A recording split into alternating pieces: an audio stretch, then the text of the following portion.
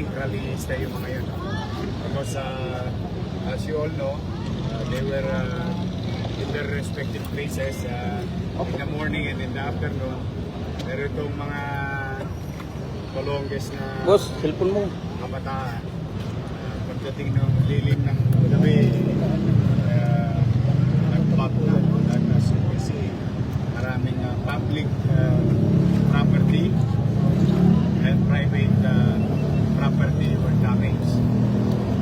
At nakakalungkot, marami akong pulis na nasugatan. Nasa ospital naman sila ngayon. Yung isa inooperahan in our city hospital and national government hospital. And meron ng higit kumulang 100 mga I think kabataan na gusto ang kulang na nasa poder ng alagad ng batas. Nasa Station 14 at saka headquarters were apprehended by our men in uniform. Any idea kung anong grupo to? Ito, mga ano lang yan. Kasi nawala yung mic. Walang magawa sa buhay. Kasi kung may monotype ka, Huwag mo tulak, boss. Yung Molotov naman, in a few minutes, kaya mo gawin. They can always do that. But then again, nag-decision sila ng ganyan, then we will throw the books to them. All those damages, government properties, lahat ng na-apprehend will be charged. And I will make sure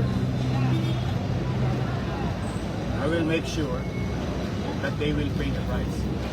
wala kayong identified affiliation po at this point. Wala naman. Sumali ka, nakisapakat ka, nahuli ka, sama ka sa danyos. Criminal and civil.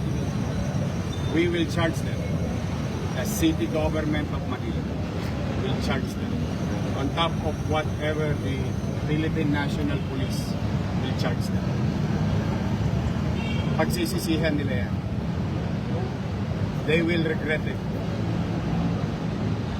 Hindi ko pa sila nabisita ngayon, but they will regret it. Yung sa 100 na, We will see. We'll cross the bridge when we get there. kaya so far, ano po yung sir yung reaction ng assessment ko na sa mga finals ngayon? Well, ipinagpapasalamat ko sa Philippine National Police.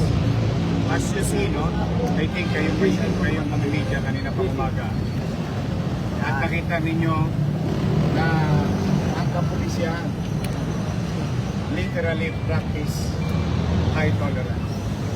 Literally. As much as they can.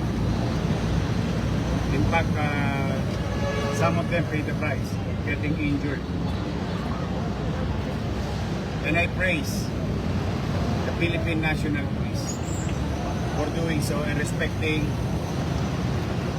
the rights of those rallies to express themselves. But those, like these individuals, created mob in the city of Manila. We will make sure. We will make sure. Na-establish po ninyo na hindi sila kasama sa mga Kung so far with due respect sa mga rallyista, okay naman sila sa Luneta, okay naman sila sa Liwasan, okay naman sila sa EDSA. Bakit para mga addict itong mga nandito? Mayor, personal Utak addict yan Utak talangka yan yan, matatapang lang yan. Pagsama-sama sila. Kita mo ngayon mga nasa Hoyo. Nag-iiyakan na ngayon yung mga yan. Mayor, can we confirm the news na meron daw pong dalawang nasawi sa mga Wala nangyari pa. kanina? Wala pa ganyan confirmation. Pero sigurado ako, as of 4 o'clock, 5 o'clock ng hapon, we've been monitoring every day. present in our hospital. Marami kaming natulungan na rallyista na inatake, inika, nahilo, natibo, na ginamot naman na NDRRMO, yung ating mga first responder, Red Cross, doctors and nurses from MHD. At the same manner, marami rin tayo binigyan ng first aid. Ang bigat ng camera ko. At yung mga pulis na grabe ang tama, nasa ospital natin yun. Mayor, what do you make of 2 weeks or 3 weeks ago nung nagpe-press con ka? Sabi mo, ayaw mo ng ganitong outcome. Ganito po yung nangyari, and Manila being the seat of government at posibleng magkaroon ng mga dagdag na protesta, how will you prepare the city to prevent itself from getting further damage? They are welcome to Manila and express their complaints and rights, especially in our public plaza. But they don't have the right to destroy properties, private and public. Kala ko ba gusto niyo ng gobyerno matino? Eh, ba't yung sinira yung property ng gobyerno? Kaya makikita mo yung madaling i-differentiate yung rallyista na nagagalit sa pamahalaan, dala ng kakulangan at kapabayaan ng pamahalaan. Yun namang mga gustong sumikat, o ngayon sisikat kayo ngayong gabi, sisikat kayo sa mga darating na araw. Dahil you will see the light of the Lord.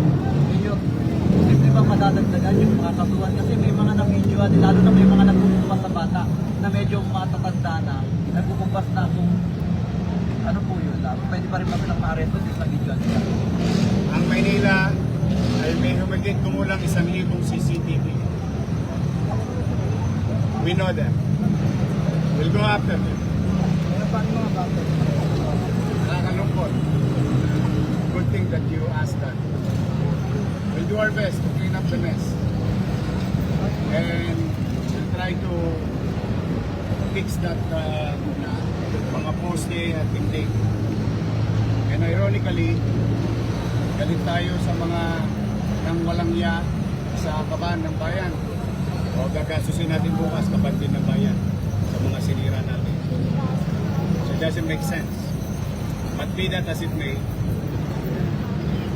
we will pursue legal way and charge them. The city government.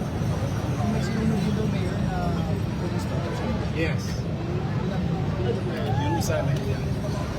May coordination of mga private establishment natin sa inyo sa They are being investigated now. Their situation. Sir, on the curfew, so hanggang kailan Before magpapatuloy? July 1 pa naman may curfew na eh. Mas maigpit lang ngayon. Kasi nakita mo yung ginawa kanina. Tinutusan yata.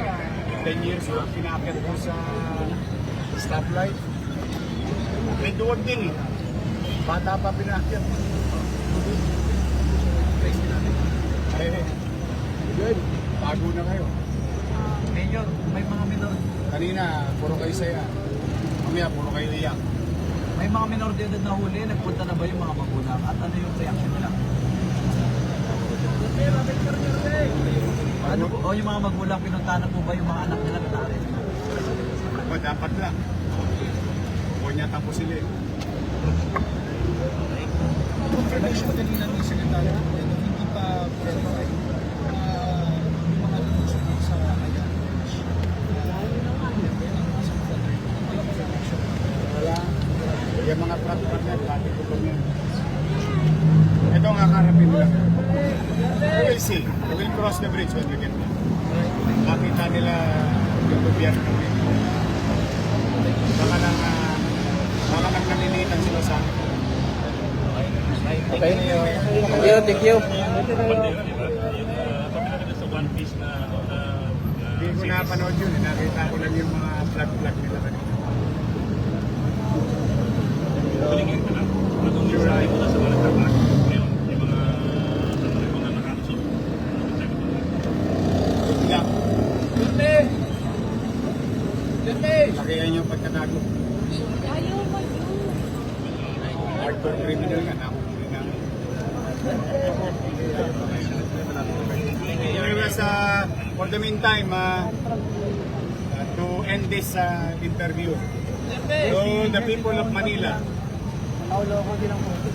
at least ako'y hindi nagkulang, 2 linggo na, sabi mo nga, Paulo. At noong Biyernes, ako'y nananawagan. Sa Maynila, malaya sila na masabi yung gusto nilang masabi. Hinaing man, panawagan man sa Google. Pero ngayon nakita ninyo, yung mga nag-asal pulot, mga individual. Kasi walang matinong utak. Nagagawin niya kung matinong utak. Kaya makikita mo yung totoong nag-rally, dala ng galit sa gobyerno at ginawa kasi ng mga ilang tao sa gobyerno. Pero ito mga to, so sa atin, sa mga kababayan ko sa Lungsod ng Maynila, in our own little way, we'll do our best tonight to clear everything here in Recto. And tomorrow, you can utilize the avenue. But rest assured, we'll do our best. Alam ko, nakikita ko sa mga comment ninyo na nakikiusap kayo na papanagutin itong mga taong ito. We'll make sure